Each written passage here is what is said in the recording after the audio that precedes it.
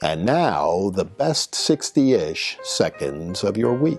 Once again, Saturday morning, and I hope that you will take just a second to like, share, subscribe to this unedited, unscripted, unrehearsed best 60-ish seconds of your week. And this week, the news continues to be focused, internationally anyway, on the war in Iran. And President Trump is telling us that he's going to give extensions to the Iranians to come up with a peace plan, and that there are some markers that indicate that they're not going to have nukes, et cetera, et cetera. The only problem is, who trusts the Iranians? You know, Ronald Reagan used to say, trust but verify, when he was dealing with the Soviet Union, and that worked out pretty well. But with the Iranians, you can't verify much, so there's no reason to trust them because they've never really had a deal that they didn't want to break. It's been their culture, it's been their politics, it's been their diplomacy for as long as I can remember. So there's a real issue here as to how long this thing will be protracted. And as I've said many times, the rubber will meet the road when there's some indication that it's going to require troops on the ground. And the markets have had a rough go of it recently. 5 straight losing weeks and 4,500 or so points off of their high mark just a little bit ago. I'm talking about the Dow Jones Industrial Average.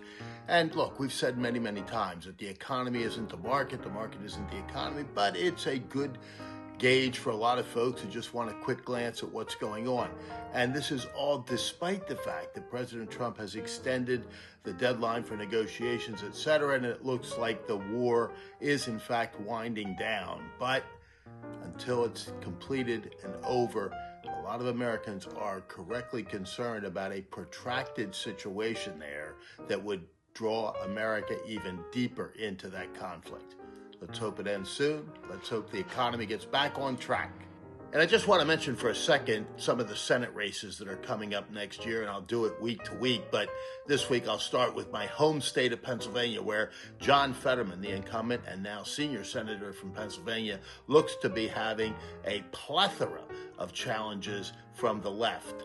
And it's very interesting to see who they are. Connor Lamb, who once ran against John Fetterman as a candidate to the right, is now going to try to run against him as a candidate to the left. And Susan Wild, former congresswoman from the Lehigh Valley, is now floating her name out there, which is very interesting to me because a lot of folks thought that she'd try to retake the seat that she once held because it's a very competitive seat.